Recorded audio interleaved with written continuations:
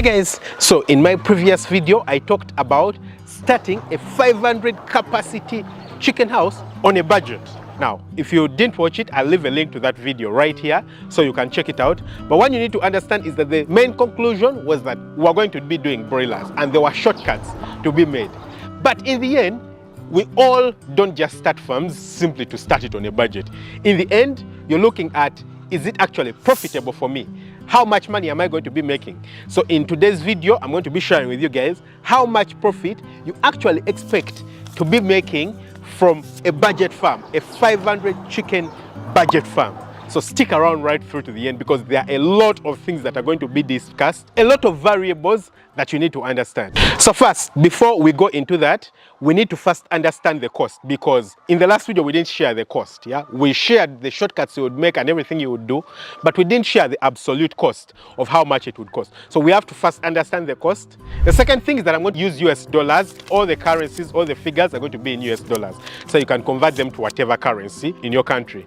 And the third thing is that the prices are going to be typically where I am, and that's Uganda. Now the market in Uganda for chickens, I wouldn't say is like the hugest, but it's also not very small compared to a lot of countries. So I would say, you know, it's good enough to compare. The feed prices here are considerably cheaper compared to a lot of other countries, but again, even the end product is not so much expensive. So I feel like it would be something that would give a proper estimation. But again, it's important that you actually look for the prices depending on which country you're in, so that you put it in a better context for your country. So when you go to the cost, the first thing that you're going to have to put a price to is going to be the chicken house itself. So if you're going to be raising broilers, 500 broilers, you're going to have to raise them in a chicken house.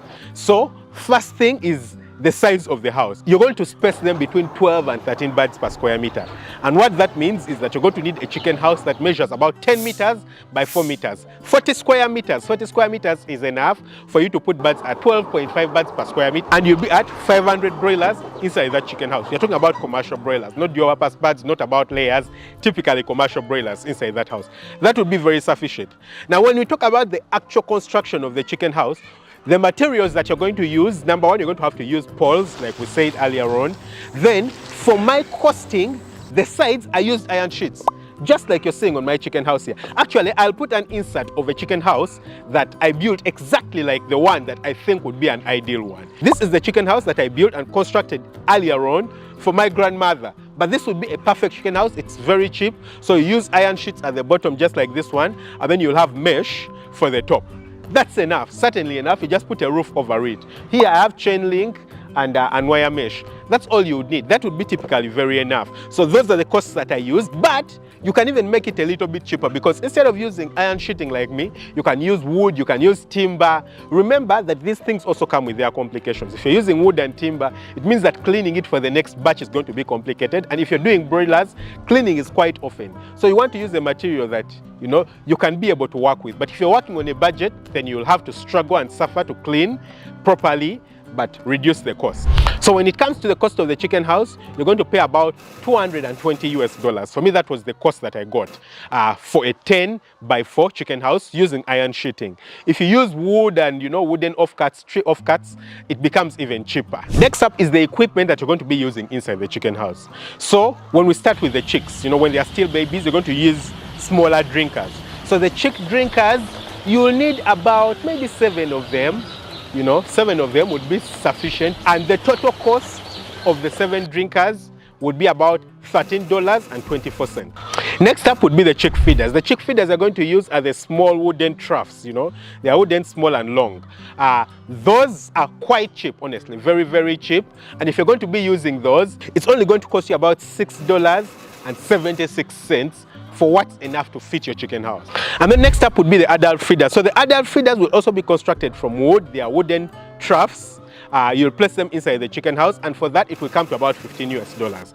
So the thing that you need to understand with the wooden feeders and the drinkers is that they waste food a bit, you know. You'll have a bit of wastage of feed, so you need to monitor them very well. Don't overfill them, so you need to make sure that you fill them a bit more often. You know, you come back a bit more often to make sure that you put food inside there, because if you overfill them, to make sure that you don't come back very often, then the chickens will keep, pouring the food down, and whatever they pour in the litter, they usually don't eat. So you want to make sure that you put a bit less feed, but put it more often, come back more often so that they don't spill food.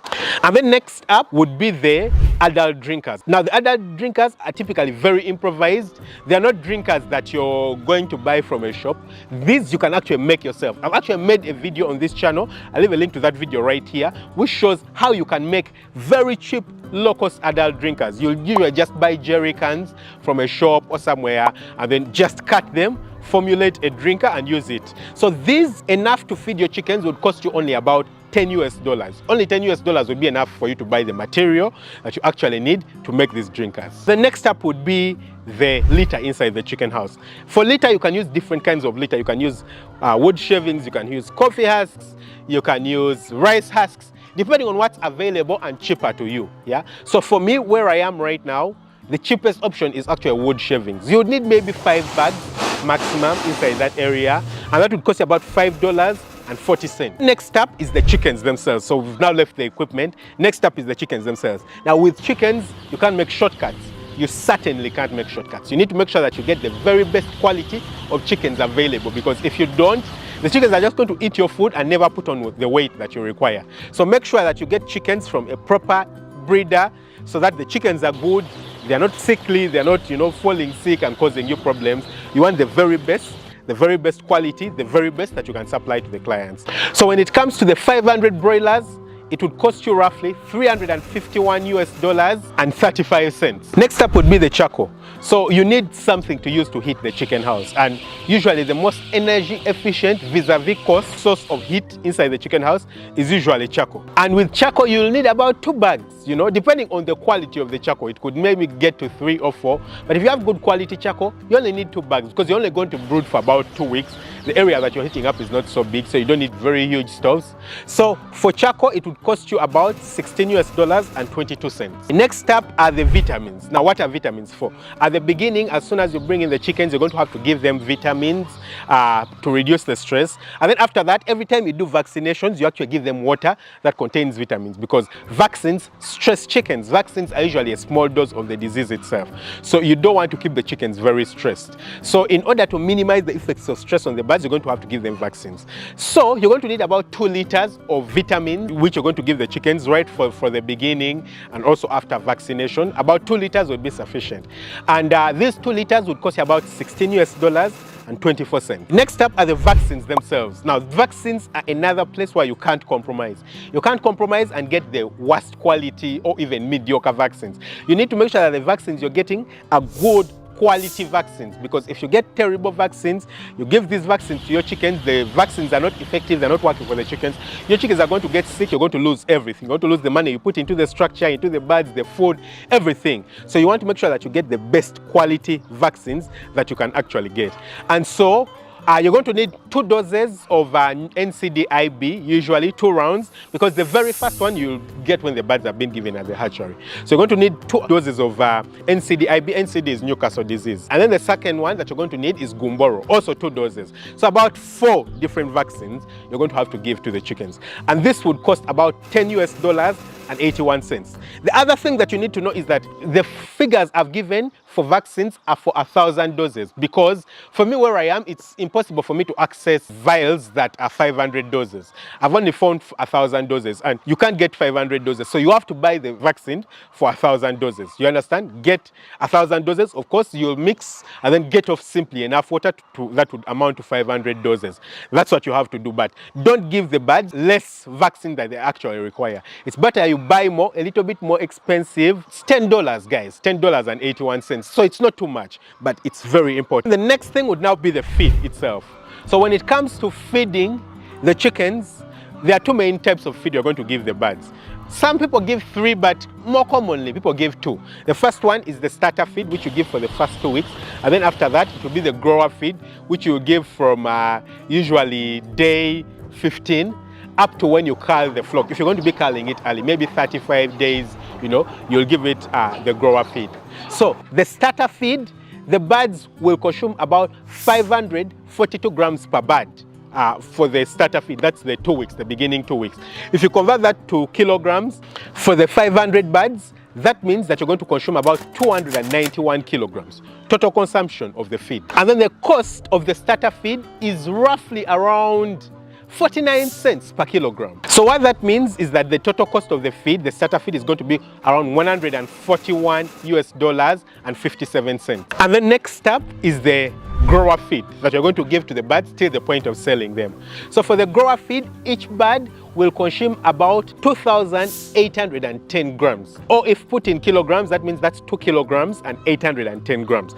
That's what every bird is going to consume. So if you convert that into kilograms for all the 500 birds, that takes it to about 1,405 kilograms for the 500 birds. And then the price per kilogram of the grower feed is about 41 cents per kilogram. And so when you convert this into the total cost of the 1,405 kilograms, that takes it to about $549 and 59 cents. So when it comes to the feed, there are a few assumptions that we're going to take for us to get to these figures.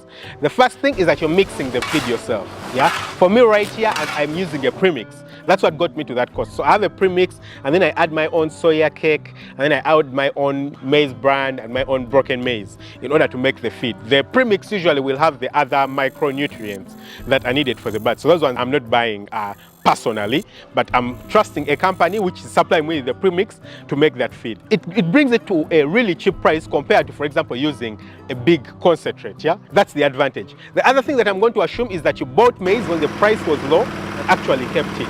So the price of maize in this formulation or in this cost is actually quite low. So you buy during harvest time and then store to utilize when the price goes up. Also, the other thing that I'm assuming is that we are keeping the birds up to day 35. So if I'm talking about the grower feed is up to day 35. Day 35 means about 5 weeks. You understand? For us here in Uganda, that will be about 2.1 kilograms live weight of the birds, 2.1 kilograms. When you slaughter that, that gets to about 1.5, 1.6 kilograms slaughter weight. And that's sufficient on our market. A lot of people are consuming that, and it's okay for us here. So I don't understand what it is on your market. You might need to make a few adjustments to bring it maybe to 42 days or maybe a little bit longer than that, depending on which country you're in. And so that means that you would have to feed the birds a little bit more food, so you need to calculate and change everything. And then when it comes to the labor, we're going to assume that your labor is free. What does that mean? You're going to be working inside the chickens yourself. Remember, you're trying to do everything on a budget. So if you're not going to be working yourself, then you're going to get someone, maybe a cousin, a sister, someone around who's actually going to help you to do that work inside the chicken house, so that it brings the cost down for you as much as possible. You don't want to pay for labor when you can actually work yourself or when you're on a very tight budget. So if we put the entire cost of raising these 500 broilers till the point of selling, it comes to about $1,364 and 24 cents. That's our figure. Next up, we're going to our sales. How much money you're actually going to be making from the sales. So the assumption here is that you're going to sell the birds as live birds, because again, remember, you're on a budget. If you're on a budget, that means you don't have the money to slaughter the bird. You don't have the money to buy a freezer and refrigerate the bird. So there's just no way you're going to be spending money on slaughtering and refrigerating. So you're going to sell the birds as live birds. The other thing that we're going to assume right here is that you actually had your market figured out. Yeah, you don't want to get in the birds and then start raising them and then start looking for market when the birds are 34 days old.